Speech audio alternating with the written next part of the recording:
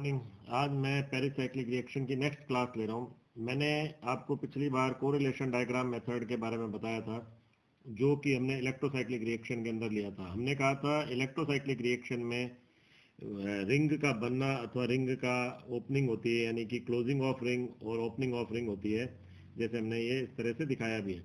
और हम कहते हैं कि इसमें कोरिलेशन डायग्राम में हमें ये देखना पड़ता है कि जब कोई भी अगर मान लो मॉलिक्यूल है तो वो किस फॉर्म, अगर थर्मल कंडीशन ले रहे हैं या एच न्यू कंडीशन ले रहे हैं, तो उसमें उसकी सिमेट्री प्रॉपर्टी क्या रहती है। तो मैंने आपको जब कोरिलेशन डायग्राम में बताया था, उसमें ये लिया था कि हमने सबसे पहले लिया था ये साइक्लोब्यूटीन और ब्यूटाडाइन सिस्टम लिया। ये रहा साइक्लोब्यूटीन एंड ब्यूटाडाइन सिस्टम। और इनमें इनकी मैंने जो प्रॉपर्टी लिखी थी वो सिमेट्री प्रॉपर्टी, मिरर सिमेट्री और C2 सिमेट्री प्रॉपर्टी हमने बताई थी।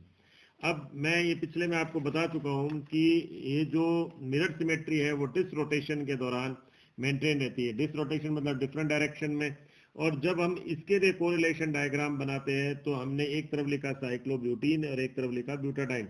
हमें पता है एक होगा सिग्मा, दूसरा होगा सिग्मा स्टार। और सिग्मा सिग्मा स्टार में क्योंकि डिस रोटेशन में मिरर सिमेट्री मेंटेन रहती है तो ये एस होता है, और ये भी ये इधर की तरफ ए होता है, जबकि इसमें ये एस होता है और ये ए होता है, यानी पाई पाई स्टार में। क्योंकि एक तो सिग्मा इसके हो गए, सिग्मा बॉन्ड के हो गए सिग्मा सिग्मा स्टार, और एक इसके हो गए पाई पाई स्टार। जबकि इसमें साई 1 साई 2 साई 3 साई 4 होगा तो मिरर के साथ एस ए होगा। ये हमने इसमें डायग्राम में बताया भी था आपको। ये इस तरह से ये साई 1 साई 2 साई 3 साई 4 का है, और इसी तरह से ये ब्यूटाडाइन सिस्टम के लिए जो हमने लिया सिग्मा पाई पाई स्टार और सिग्मा स्टार। अब जब हम देख रहे हैं यहाँ पर, जब हम इनको आपस में कोरिलेट करते हैं, सिमेट्रिक को सिमेट्रिक से करा, एसिमेट्रिक को एसिमेट्रिक से सिमेट्रिक को, और इसको इससे कोरिलेट करा, तो हमने देखा कि ये जो कोरिलेशन है ग्राउंड स्टेट के बीच में नहीं है। ग्राउंड स्टेट के बीच में नहीं है। तो ऐसी स्थिति में क्या होगा, ऐसी स्थिति में हमको इसको जब अगर हम एक्साइटेड करते हैं तो ये सिग्मा 2 पाई 2 यानी सिग्मा 2 पाई 2 से एक इलेक्ट्रॉन इधर चला गया तो सिग्मा 2 पाई पाई स्टार हो गया। इसी तरह से साई 1 टू साई 2 और इससे एक इधर चला गया तो फर्स्ट एक्साइटेड स्टेट के साथ कोरिलेट होती है। तो ये जब कोरिलेट होती है तो इसका मतलब क्या हो गया कि ये एच न्यू अलाउड प्रोसेस है, ना कि ये थर्मल अलाउड प्रोसेस है। अगर ये ग्राउंड स्टेट के साथ कोरिलेट होती तो ये थर्मल अलाउड प्रोसेस होता। अब हम बात करते हैं कॉनोटेशन में। कॉनोटेशन में हमने कहा था कि C2 सिमेट्री मेंटेन रहती है।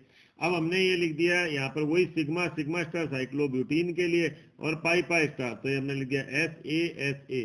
तो हमें ये पता है कि ये पहले ही हम बता चुके हैं कि क्योंकि ये सिग्मा जो होता है वो C2 के सापेक्ष भी होता है, और सिग्मा स्टार जो वो ए होता है, और पाई पाई स्टार में ए एस आ जाएगा। इसी प्रकार ब्यूटाडाइन में साई 1 साई 2 साई 3 साई 4, तो ये भी इसमें क्या आ जाएगा, ए एस आ जाएगा। ये हमने डायग्राम में बताया हुआ है आपको, ये वाले डायग्राम में। ये रहा C2 के साथ ए एस, और इसमें हमने लिखा हुआ है ए एस और ए। ये रहा एस ए।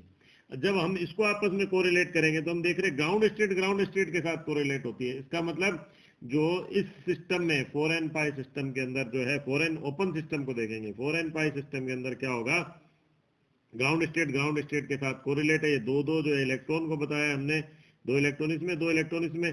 तो अब मान लो ये जगह, मान लो मैं इस तरह से 2 इलेक्ट्रॉन को दिखाता हूँ, ऐसे यहाँ पर भी मैं 2 इलेक्ट्रॉन को दिखाता हूँ। तो ये हमने इस तरह से ग्राउंड स्टेट के साथ कोरिलेट करा।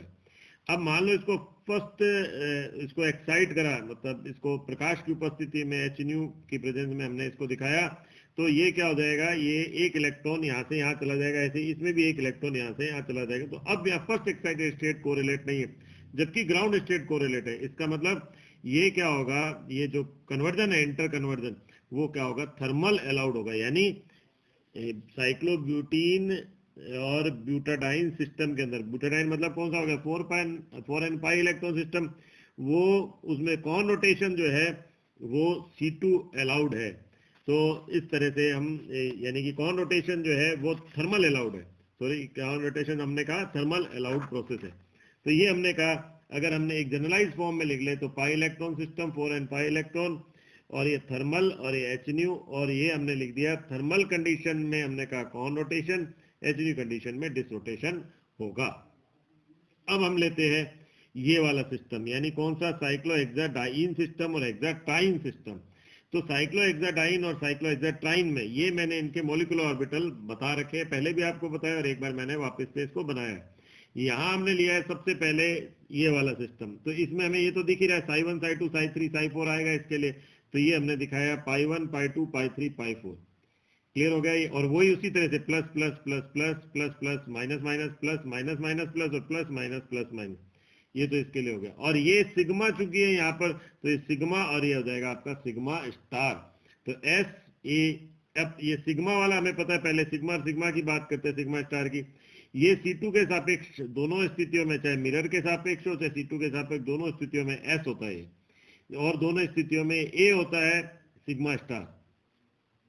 अब बात करते हैं इसकी, ये psi1 psi2 psi3 psi4 की तरह ही है, एस ए मिरर के सापेक्ष और C2 के सापेक्ष एस, ये इस तरह से होगा।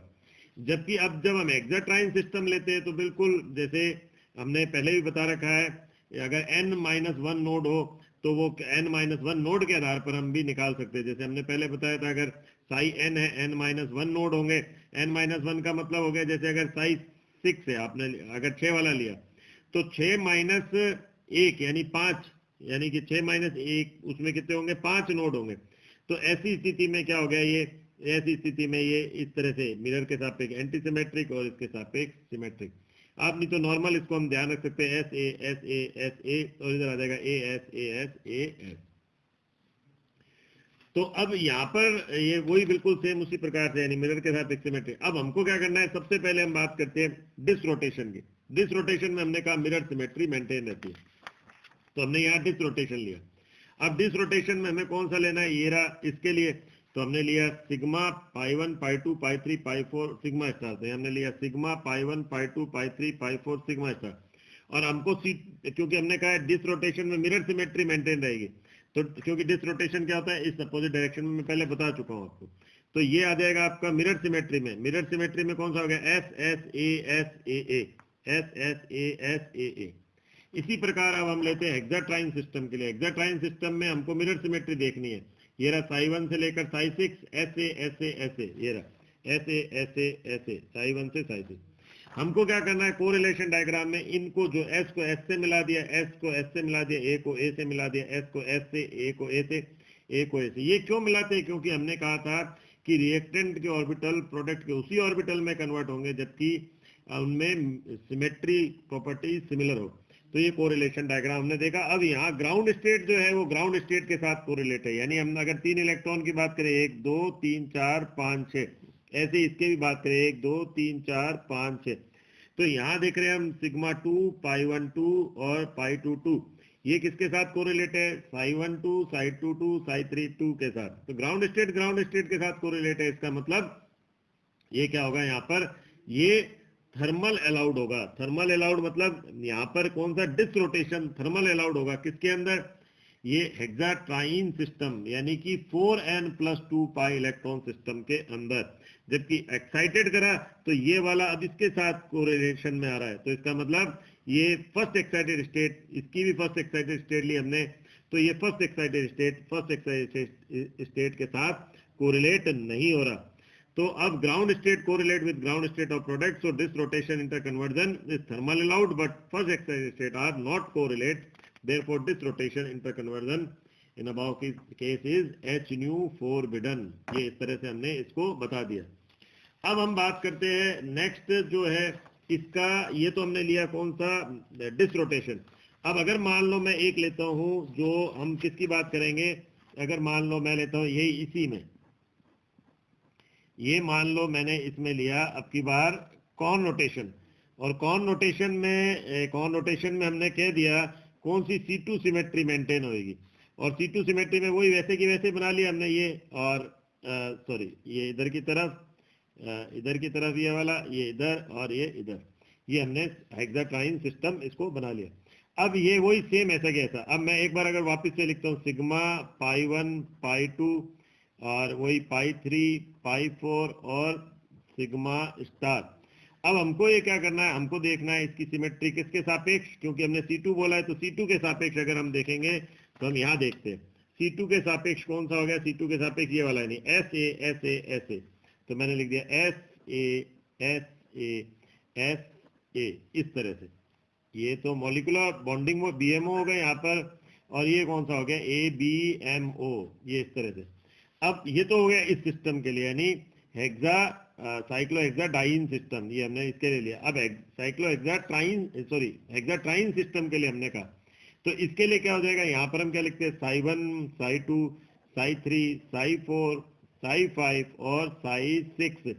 अब इसमें हमने देखा था अगर C2 सिमेट्री देखते हैं तो ये कौन सी आ जाएगी AS AS AS, तो मैंने कैसे कंबाइन कर दिया AS AS AS, तो S को S के साथ कोरिलेट करा, A को A के साथ कोरिलेट करा, S को S के साथ कोरिलेट करा, A को A के साथ करा, S को S के साथ करा और A को A के साथ करा। यानी अगर मैं यहाँ लेता हूँ ग्राउंड स्टेट लेता हूँ सिग्मा 2 पाई 1 2 पाई 2 2, और यहाँ मैं लेता हूँ साई 1 2 साई 2 2 और साई 3 2, तो क्या ये कोरिलेट है, तो हम कहेंगे नहीं। तो ग्राउंड स्टेट के साथ कोरिलेट नहीं है, तो इसका मतलब ये थर्मली फोरबिडन है।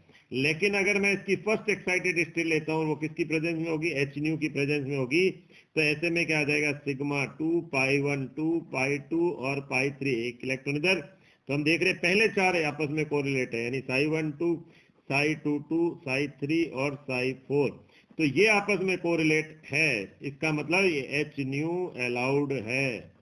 तो इसका मतलब 4n+2 पाई इलेक्ट्रॉन सिस्टम के लिए अगर एक मैं जनरलाइज लिखूं तो हम क्या कह सकते हैं, थर्मल कंडीशन में क्या होगा और HNU कंडीशन में क्या होगा, तो हम कह सकते हैं उसमें ये पाई इलेक्ट्रॉन सिस्टम हम लिख सकते हैं। यहाँ पर पाई इलेक्ट्रॉन सिस्टम मैं करता हूँ, तो हम कहेंगे ये थर्मल कंडीशन में तो क्या हो जाएगा, इसमें थर्मल कंडीशन में ये हो जाएगा यहाँ पर आपके डिसरोटेशन, और जो HNU कंडीशन में क्या हो जाएगा, ये हो जाएगा कॉन रोटेशन। तो हम ये देख भी रहे हैं यहाँ थर्मल अलाउड कौन सा है, कॉन रोटेशन। ये रहा थर्मल अलाउड कौन सा है यहाँ पर, सॉरी थर्मल फोरबिडन कौन, HNU अलाउड कौन सा है, वो है कॉन रोटेशन।